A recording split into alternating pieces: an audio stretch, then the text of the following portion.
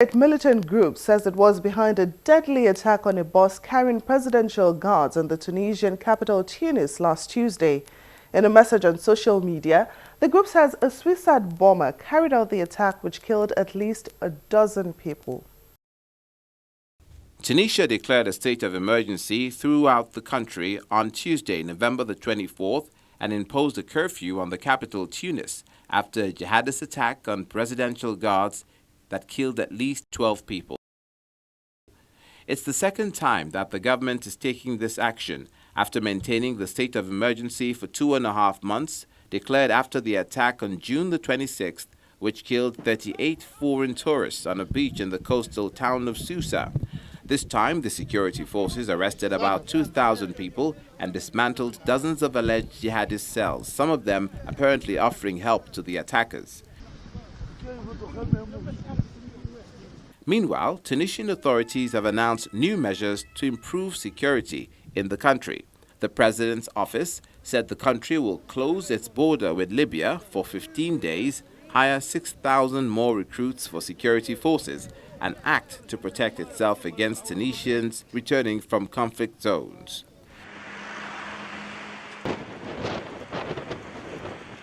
British Foreign Secretary Philip Hammond also says that the UK will work with Tunisia to boost the country's security and in the fight against Islamic State in neighboring Libya.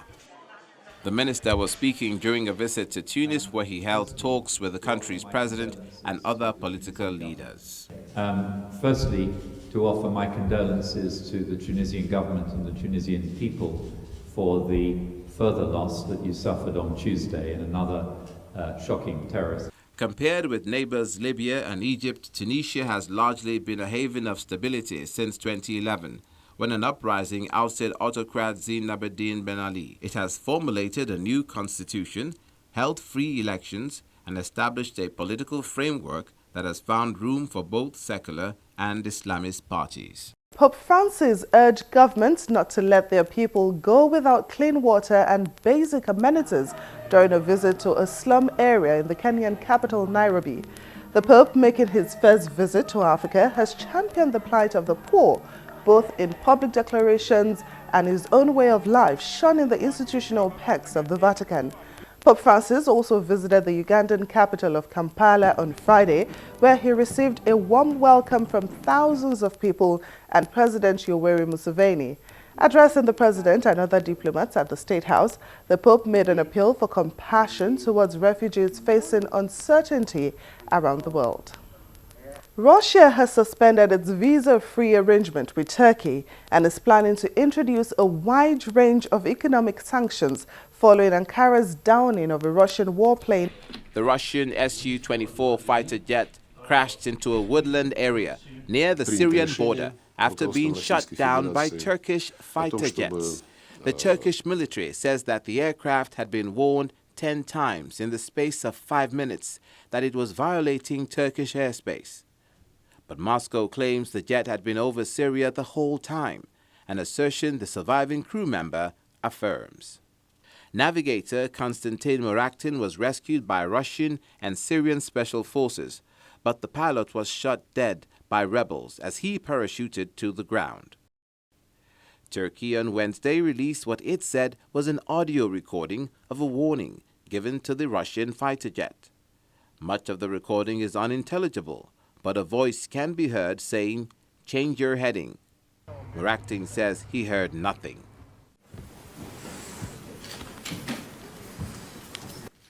Meanwhile, NATO and the U.S. have urged both sides to show restraint in the matter. Turkey informed allies about the downing of a Russian Air Force plane violating Turkish airspace. I have previously expressed my concerns about the implications of the military actions of the Russian Federation close to NATO borders. This highlights the importance of having and respecting arrangements to avoid such incidents in the future. As we have repeatedly made clear, we stand in solidarity with Turkey and support the territorial integrity of our NATO ally, Turkey. Turkey, like every country, has a right to defend its territory and its airspace. I think it's very important right now for us to make sure that both the Russians and the Turks are talking to each other, find out exactly what happened, and take measures to discourage any kind of escalation. But Russia's President Vladimir Putin says Turkey's action is a stab in the back from accomplices of terror. President Putin says Turkey is deliberately destroying relations with Russia, and he's threatened severe consequences. A few days later, the Russian Foreign Minister Sergei Lavrov announced that Russia has decided to suspend its visa-free travel agreement with Turkey from next year, amidst fears of terrorism spreading. Also, Moscow has increased checks on food and agriculture from Turkey and has urged its citizens not to travel there.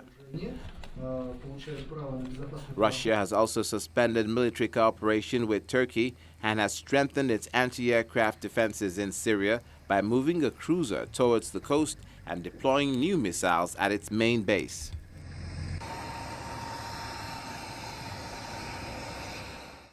But Turkey is also talking tough. The president on Friday warned Russia not to play with fire in the rapidly escalating dispute, though he added he did not want to harm relations with Moscow.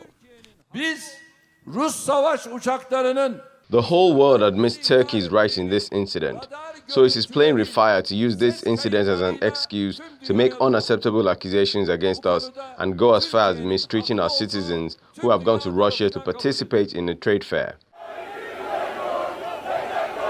In the meantime, protests both in Russia and Turkey continue.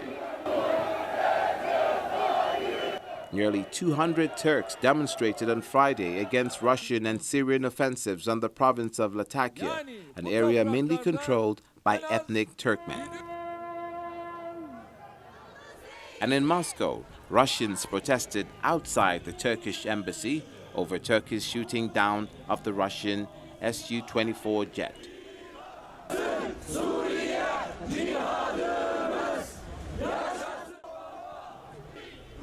Russians account for around 12% of all visitors to Turkey, according to Turkish data. Last year alone, nearly 4.5 million Russians visited Turkey, adding around $4 billion to Turkey's economy.